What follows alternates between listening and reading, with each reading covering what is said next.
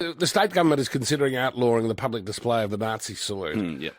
after a group of neo-Nazis performed the offensive gesture on the steps of Parliament House on Saturday. And you and I sort of don't quite know what to think about it. Like, obviously it's offensive, Yes. but at the same time, at least it helps you identify the people who are prepared to give a Nazi salute. So we're not making like a libertarian point. It's No. more, hang on. Like, you want to know the people who are prepared to make a Nazi salute. But then we said, well, ultimately, the people who should be able to adjudicate on it really are the Jewish community. Dr. Dvir Abramovich, chair of the Anti-Defamation Commission. Doctor, good morning to you. So what do you think should be done with it? Well, good morning, boys. Terrific to be with you. Well, I've campaigned for many years, first of all, to ban the public displays of the Nazi swastika, and I was very grateful for the government to actually come through.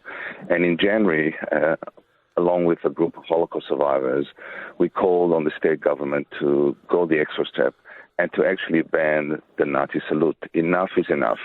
What we've had over the last few years is the monster of neo-Nazism being unleashed on the streets of Melbourne.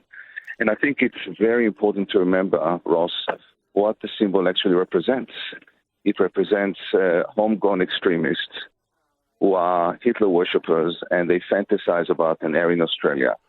And they would love nothing more than to push people like myself, but also Indigenous Australians and Asian Australians and anybody who doesn't fit into their warped worldview, into the gas chambers. And we have to say, not on our time, not on our watch. We will not allow white supremacism to reign in Victoria. Okay, I take that. I was umming and ahhing whether you want to be able to identify the people who are prepared to do it. But if you say that you want it banned, then let's get it banned. My next question is, how many of them are there? Like, are we talking about there 20 of them? Are there 2,000 of them? Like, First of all, we have to make the point that these are homegrown extremists. Yep. These are ticking time bombs. And I should remind your viewers that this particular group, the National Socialist Network, which I exposed about 5 years ago, tried to recruit Brenton Tarrant, who committed the atrocities in Christchurch and massacred 51 worshippers in 2 mosques. They're all across the country. They're becoming emboldened. And I think, Ross, that our diggers who fought and sacrificed their lives to defeat Hitler would be turning in the graves to think that in Victoria, the law is on their side.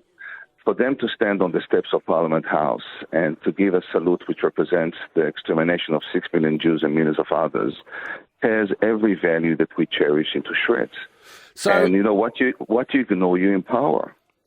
So when you make it legal, it is then either punishable by community-based order, by a fine, or by imprisonment. Do you have a view on what the penalty should be?